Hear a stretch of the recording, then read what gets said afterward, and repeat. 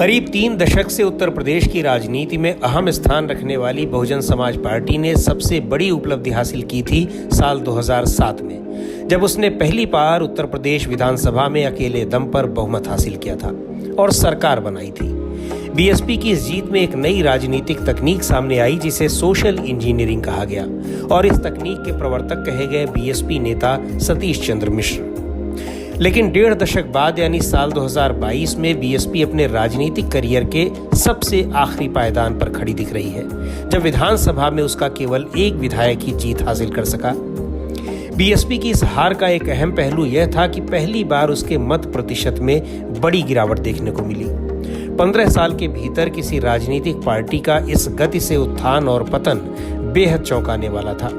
लेकिन उससे ज्यादा चौंकाने वाली बात गुरुवार को हुई, जब पार्टी में नंबर 2 की हैसियत रखने वाले पार्टी महासचिव सतीश चंद्र मिश्र को उन 40 नेताओं की सूची में जगह नहीं दी गई जो लोकसभा उपचुनाव के लिए स्टार प्रचारक बनाए गए हैं। कहा जा रहा है कि अब तक यह सूची सतीश चंद्र मिश्र के ही इशारों से तय होती थी, लेकिन इस बार वो खुद उस सूची में शामिल नहीं है।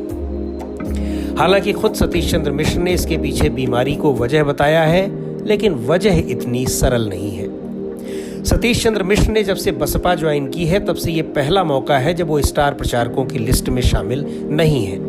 पिछले दिनों सतीश चंद्र मिश्र के बेहद करीबी रहे पूर्व मंत्री नकुल दुबे को बीएसपी से निकाल दिया गया था और फिर नकुल दुबे ने कांग्रेस ज्वाइन कर ली। नकुल दुबे को निष्कासित किए जाने से राजनीतिक जगत में ये माना जाने लगा कि बीएसपी में अब सतीश चंद्र मिश्र की नहीं चल रही है, क्योंकि यदि चल रही होती तो वो कम से कम नकुल दुबे का निष्कासन रोक लेते। यही नहीं, चुनाव हारने के बाद बीएसपी सुप्रीमो मायावती लगातार हार की समीक्षा कर रही हैं, लेकिन उन समीक्षा बैठकों में सतीश चंद्र मिश्र का नाम कहीं नहीं दिख रहा था।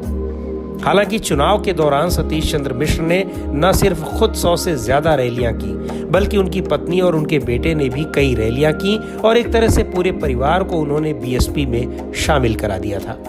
बताया जा रहा है कि बीएसपी के तमाम नेताओं को ये बात पिछले काफी दिनों से अखर रही थी और बहुत से नेता जो पार्टी छोड़कर जा भी चुके हैं, उनके पार्टी छोड़ने के पीछे वजह भी सतीश चंद्र मिश्र की बीएसपी में बढ़ती हैसियत रही है। 2007 में जब बीएसपी ने अपने दम पर सरकार बनाई थी, उसमें सोशल इंजीनियरिंग की बड़ी भूमिका थी, जिसे सतीश चंद्र मिश्र ने ही अमली जामा पहनाया था। सतीश चंद्र मिश्र ने सोशल इंजीनियरिंग के जरिए उस ब्राह्मण समाज को बीएसपी से जोड़ा जिसका उससे पहले बीएसपी की ओर रुख करना लगभग असंभव समझा जाता था। लेकिन 2007 के बाद बड़ी संख्या में न सिर्फ ब्राह्मण जुड़े, बल्कि उन्हें पार्टी और सरकार में महत्वपूर्ण जगह भी मिली। इस सोशल इंजीनियरिंग की वजह से बीएसपी का सामाजिक विस्तार काफी ज्यादा हुआ और वो लगातार प्रदेश की राजनीति में महत्वपूर्ण बनी रही। लेकिन 2007 के बाद उसका धीरे धीरे ग्राफ गिरने लगा। 2012 में सत्ता हाथ से चली गई। 2014 के लोकसभा चुनाव में एक भी सीट हासिल नहीं हुई।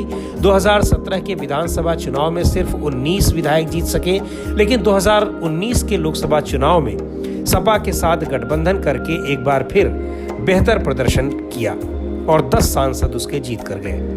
लेकिन 2022 का विधानसभा चुनाव बीएसपी को अर्श से फर्श पर पहुंचाने वाला साबित हुआ, जिसमें पार्टी के सिर्फ एक उम्मीदवार को जीत हासिल हो सकी।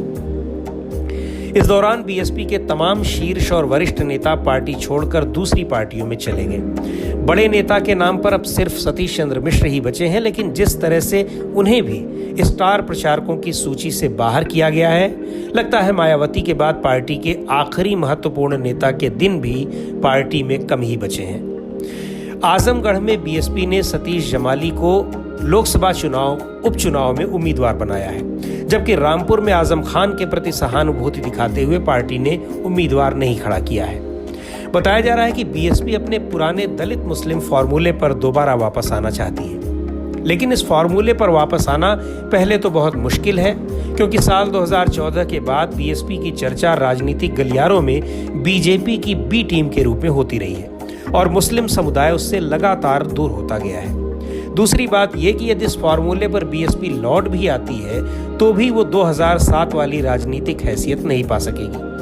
इसकी एक वजह तो सोशल इंजीनियरिंग से दूर होना है ही, दूसरे दलित समुदाय का एक बड़ा हिस्सा अब बीजेपी की ओर रुख कर गया है, जिसे वापस अपने साथ लाना बीएसपी के लिए टेढ़ी खीर है।